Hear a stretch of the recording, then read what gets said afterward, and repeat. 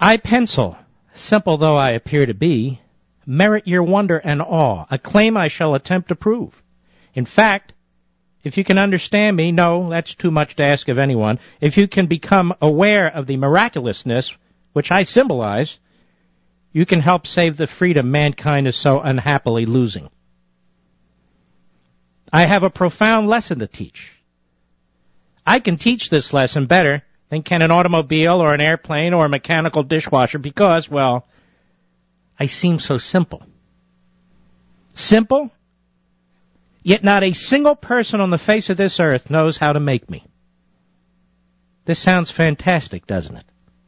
Especially when it's realized that there are about 1.5 billion of my kind of product in the USA each year. More than that now. This was 1958. He wrote, pick me up and look me over. What do you see?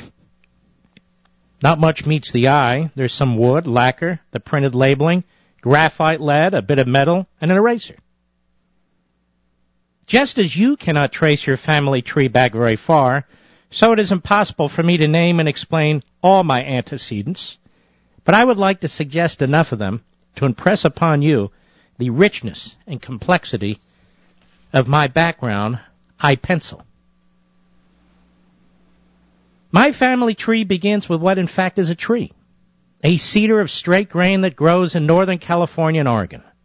Now contemplate all the saws and trucks and rope and the countless other gear used in harvesting and carting the cedar logs to the railroad siding. Think of all the persons and the numberless skills that went into their fabrication. The mining of ore, the making of steel and its refinement in saws, axes, motors, the growing of hemp and bringing it through all the stages to heavy and strong rope. The logging camps with their beds and mess halls, the cookery and the raising of all the foods. Why, untold thousands of persons had a hand in every cup of coffee the loggers drink. Now, the logs are shipped to a mill in San Leandro, California. Can you imagine the individuals who make flat cars and rails and railroad engines, who construct and install the communication systems incidental thereto? These legions are among my antecedents. Consider the millwork in San Leandro. The cedar logs are cut into small, pencil-less slats, less than 1/4 of an inch in thickness. These are kiln-dried and then tinted, for the same reason women put rouge on their faces. Rouge, rouge, rouge.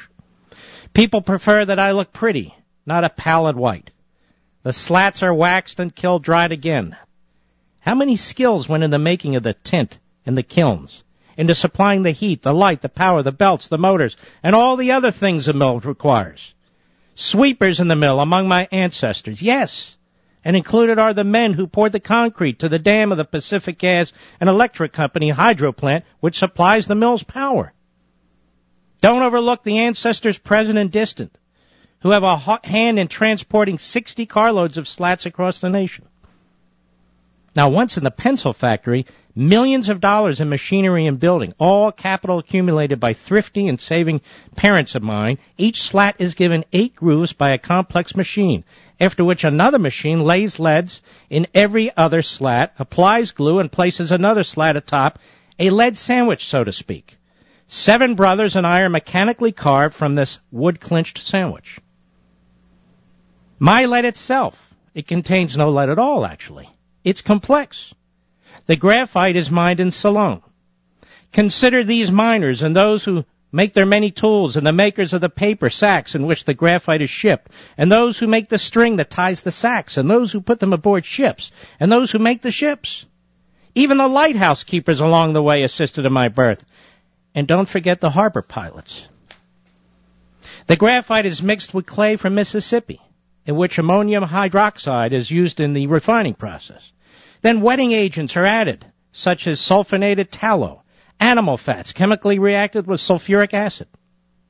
After passing through numerous machines, the mixture finally appears as endless extrusions, as from a sausage grinder cut to size, dried and baked for several hours at 1850 degrees Fahrenheit.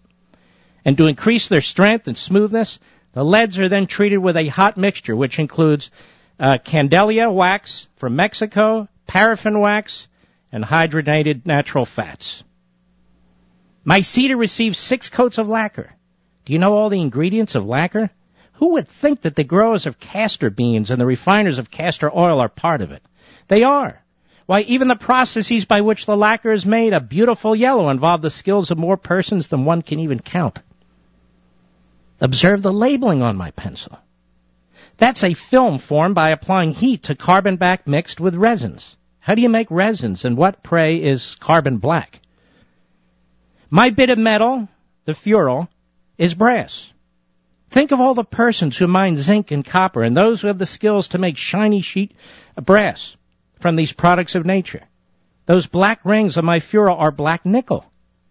What is black nickel and how is it applied? The complete story of why the center of my ferrule has no black nickel on it would take pages to explain as well.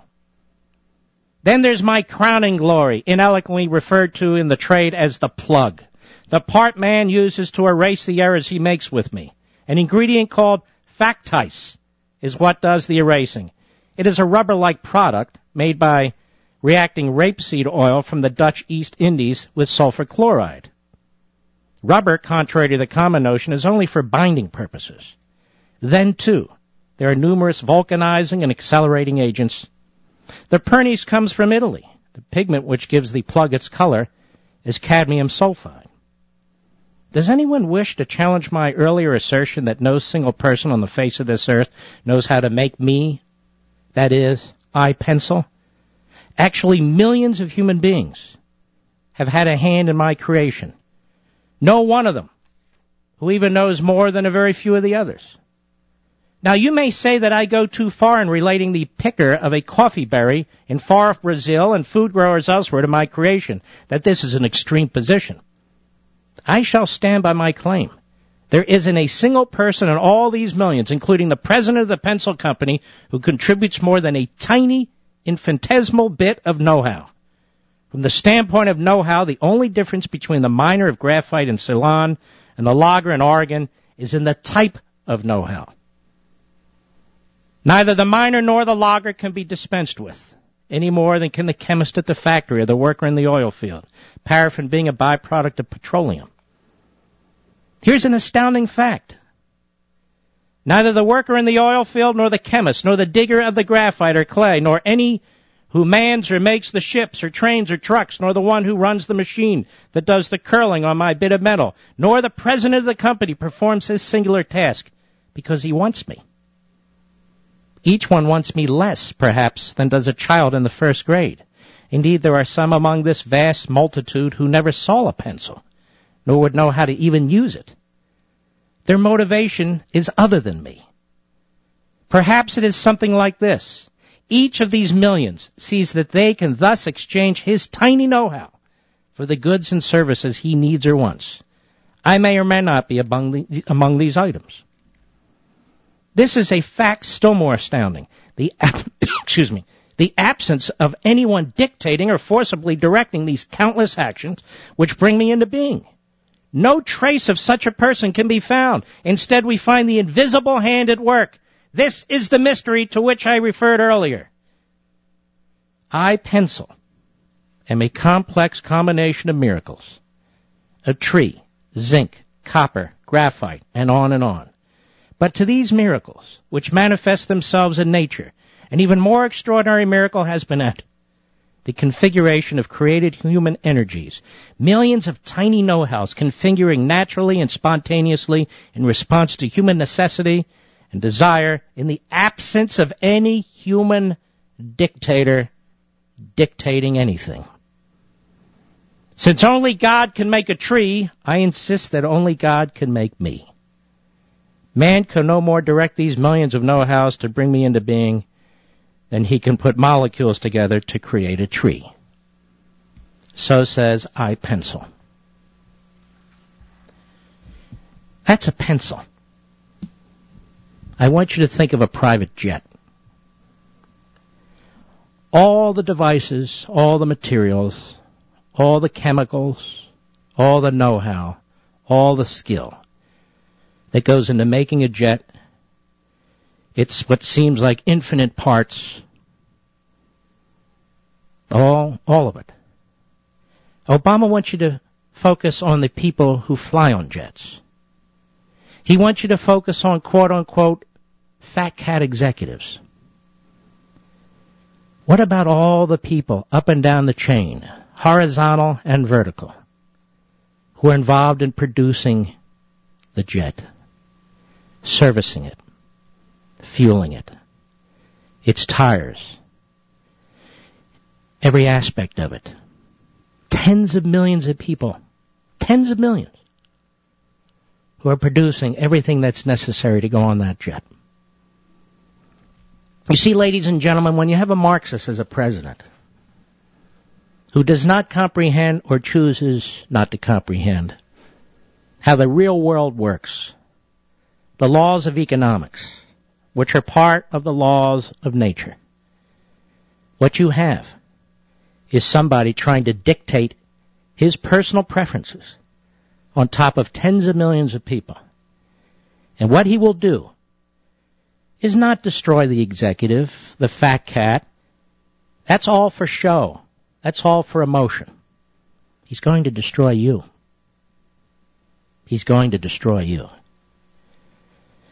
We're in the midst of nationalizing 1/7 of our economy, our healthcare system.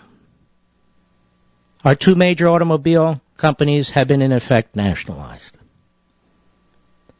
And by nationalized, I don't mean seized, I mean nationalized. They cannot function without the government dictating to it. Our banks have in essence been nationalized while we weren't looking. Wall Street may not know it yet, but it's been nationalized in many respects.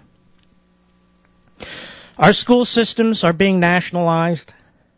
Oh, yes, they are. Our credit system, actually, is being nationalized. The reason the housing market is dying and has died in many respects is because that's been nationalized too. Millions of people being put out of work. Millions of people losing their savings and their investments. Millions of people losing food. This is what happens when one man, with no knowledge, with no experience, with no competence, driven by a failed and disastrous and deadly ideology, imposes his will. Barack Obama cannot even tell you how a pencil's made. Nobody can. And yet, he wants you to believe he can remake our entire society.